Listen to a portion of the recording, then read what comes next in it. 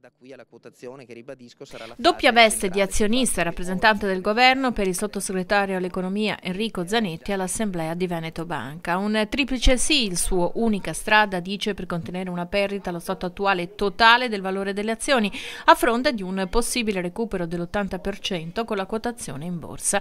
Un ragionamento però che spaventa i piccoli risparmiatori che in azioni della banca di casa hanno investito tutto ciò che possedevano. Per quanto riguarda l'obbligo di trasformarsi, voglio sia chiaro che la fretta non deriva certo da provvedimenti del governo. Io sono intervenuto anche per dirlo chiaramente che dal punto di vista del governo italiano c'era tempo, come avevamo previsto, fino a dicembre 2016, quindi un anno in più. Noi abbiamo fatto una riforma importante, ma abbiamo dato dei tempi ragionevoli per potersi adattare. Se invece bisogna con un anno di anticipo correre alla trasformazione è per questioni endemiche a Veneto Banca, come ha evidenziato anche l'amministratore delegato. Le precedenti gestioni hanno più ombre che luci, giustamente vogliono proporre anche un'azione di responsabilità, è questo che rende necessaria la fretta. Il governo non aveva certo imposto tempi così stretti. Lei voterà sì quindi anche a questo piano industriale? Io voterò sì a questo piano industriale e dopo aver ascoltato l'amministratore delegato, che non è venuto in assemblea a fare semplicemente il notaio della BCE ma ci ha messo faccia e cuore, lo faccio con un po' di più speranze e con un po' di meno rassegnazione. C'è il rischio che questa banca finisca un po' in mani estere?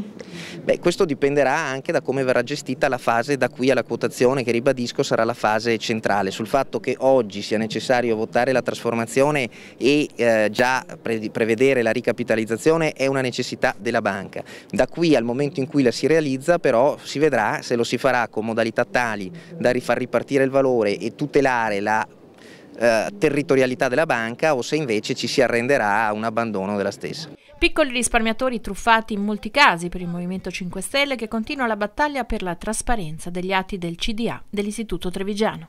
Prima di tutto chiariamo questa situazione, una situazione che sta schiacciando i piccoli e come al solito la sta lasciando far franca ai grandi. Partecipazione in massa ma anche molta tranquillità rispetto a quella tensione che era stata un po' paventata. Ma noi siamo un popolo responsabile, però nel momento in cui vanno a toccare gli interessi di centinaia di migliaia di persone dobbiamo prendere in mano il nostro futuro, non piegarci a quelli che sono gli arroganti diktat dell'Europa che ci dice cosa dobbiamo o non dobbiamo fare.